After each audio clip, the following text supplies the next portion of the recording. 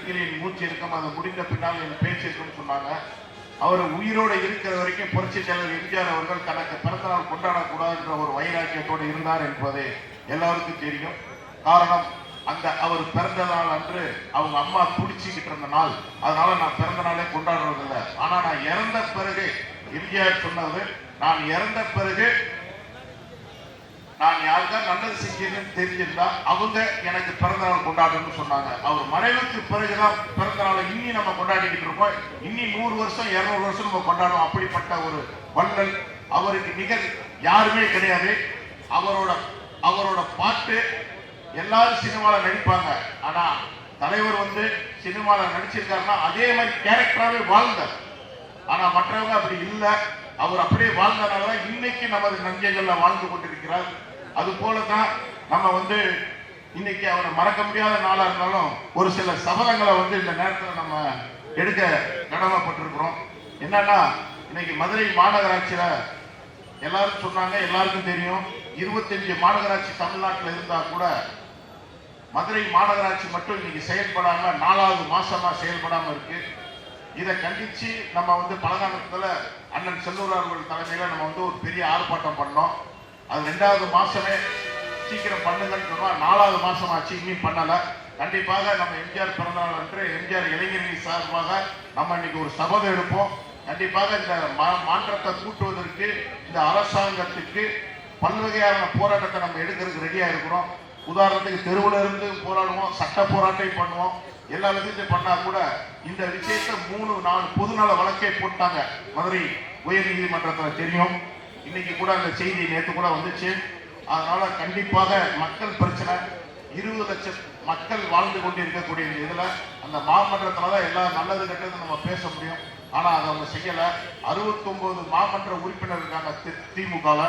அதுல வந்து ஒரு மேயர் போனாலும் 5 மண்டல தலைவர்கள் போனாலும் 2 நிலைக்குழு போன மீத 61 கவுன்சிலர்ல யார் நல்லவர்னு தெரியல இந்த அரசாங்கத்துக்கு பல தடவை நம்ம கேட்டிருக்கோம்.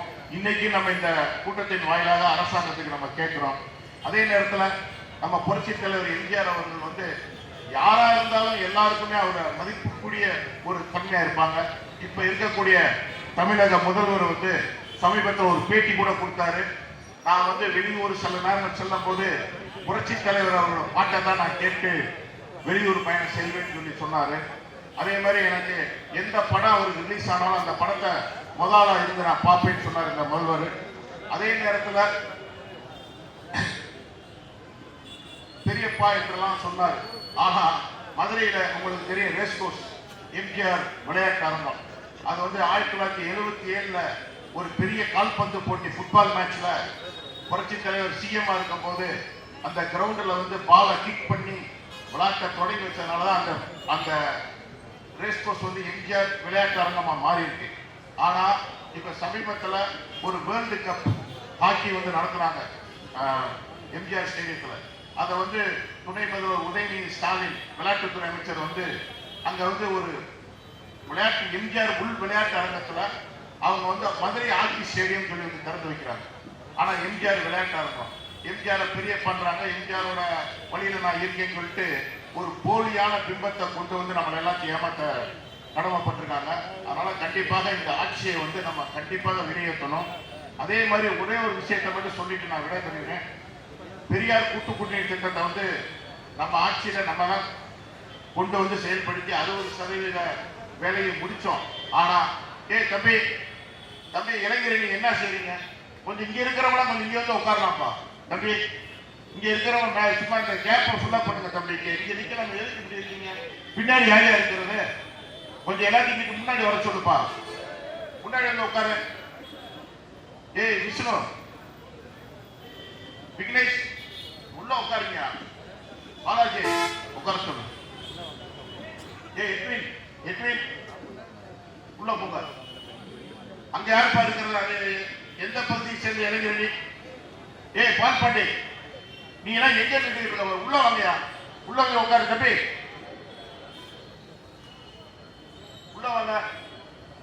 நான் தான் உங்களுக்கு சொல்லியிருக்கேன்ல, ஃபங்க்ஷன் ஆரம்பிச்சு முடிச்சு நன்றி உரை முடிகிற வரைக்கும் நீங்க எல்லாம் இருக்கணும்னு சொல்லியிருக்கிறேன். இங்க இங்க வந்து உட்காந்தா நல்லதுன்னு நினைக்கிறேன். கொஞ்சம் இங்க வரத்துல யாருன்னு இங்க கொண்டு வந்து உட்கார சொல்றாங்க. இதுல உட்கார சொல்லு, இந்த இதை ஃபுல்லா பண்ண சொல்லு. நம்ம எம்ஜிஆர் இளைஞரின் நிர்வாகிகள் உணர்வு மிக்க நிர்வாகிகள் உங்களுக்கு தெரியும். நீங்க இந்த ஃபங்க்ஷன் முடிகிற வரைக்கும் ஒத்துழைப்பு கொடுத்து நகரக்கூடாது. அந்த பகுதிகளை இளைஞரணி செயலர் அதை பார்க்கணும்னு சொல்லி தான் முதல்ல நம்ம சொன்னோம். அப்புறம் நீங்களே எல்லாம் எந்திரிச்சு போயிட்டு இருந்தா என்ன அர்த்தம்? அதே மாதிரி பெரியார் கூட்டு குடிநீர் திட்டத்தை வந்து நம்மளோட 20 லட்சம் மக்களோட உயிர் நாடியான விஷயம். அதை வந்து நம்ம அண்ணன் செல்லூரார் அவரோட பெரும் முயற்சியில அந்த திட்டத்தை கொண்டு வந்து 60% நம்ம ஆட்சியில முடிச்சுட்டு அதுக்கப்புறம் அந்த திட்டத்தை கிடப்புல போட்டாங்க. அவங்க சன்னோலி சகோதரி இருக்காங்க, முத்துமாரி ஜெயக்குமார், அக்கா சொக்காய் அக்கா, பிரேமா மாமன்ற உறுப்பினர் எல்லாருமே இங்க இருக்கோம் மேடையில. பல தடவை நாங்க மாநகராட்சியில அதை செயல்படுத்துறதுக்கு துரிதப்படுத்துறதுக்கு சொன்னோம். ஆனா எந்த செயல்படுத்தும் இல்ல.